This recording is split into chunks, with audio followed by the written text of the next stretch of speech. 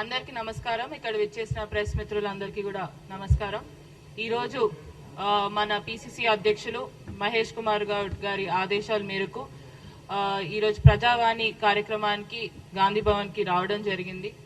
చాలా అద్భుతమైన కార్యక్రమం ఇది. ఎందుకంటే మనం ప్రజావాణి ఇప్పుడు కేవలం ప్రజాభవన్ లోనే కాకుండా మన గాంధీ భవన్ లో ప్రతిరోజు నిర్వహించుకుంటా ఎమ్మెల్యేలతో పాటు మంత్రులందరూ కూడా వచ్చి దీంట్లో కార్యక్రమంలో పాల్గొనే విధంగా ఏర్పాటు చేయడం అనేది ఇది మొదటిసారి మన కాంగ్రెస్ ప్రభుత్వం చేస్తుంది. చాలా మంచి కార్యక్రమం అని కూడా చెప్పొచ్చు. ఏవైతే ప్రజలు ఎక్కడికి వెళ్ళాలి, ఏ సమస్యలు ఎవరికి చెప్పుకోవాలి అని తెలియనప్పుడు ఇక్కడికి రావడం జరుగుతుంది, వాళ్ళ సమస్యలు తెలియజేయడం జరుగుతుంది. ఈ కార్యక్రమం భాగంగా ఈ రోజు దాదాపు చాలా మంది రావడం జరిగింది. సో వచ్చిన వాళ్ళందరూ కూడా మాక్సిమం అప్లికేషన్స్ కూడా ఇండ్ల కోసమే ఉండే. ఏదైతే డబుల్ బెడ్రూమ్ ఇల్లు అని అడుగుతున్నారో, హైదరాబాద్ వాళ్ళు వాస్తువులు చాలా మంది వచ్చారు. సో దీంట్లో భాగంగా ఇంద్రమ్మ ఇల్లులు అడుగుతున్నారు, డబుల్ బెడ్రూమ్ ఇల్లులు అడుగుతున్నారు.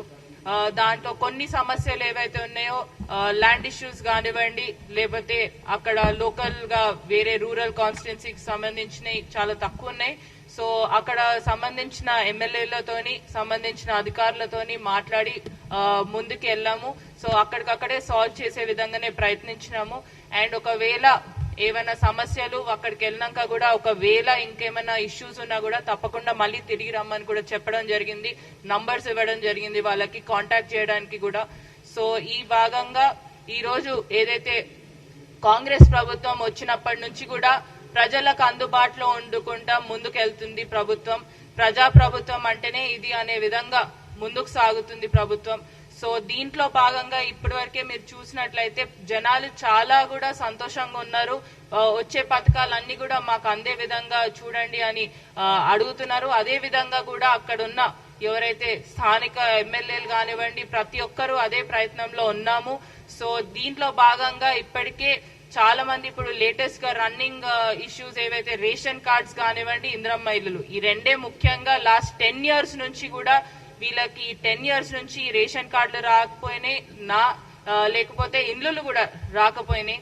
సో అవే అడుగుతున్నారు కాబట్టి వాళ్ళకి అందించే విధంగా ముందుకు పోతున్నాం. ఇంకా 3.5 సంవత్సరాల్లో ఈ రేషన్ కార్డు ప్రాసెస్ అనేది కూడా నిరంతర ప్రాసెస్ అని పెట్టడం జరిగింది.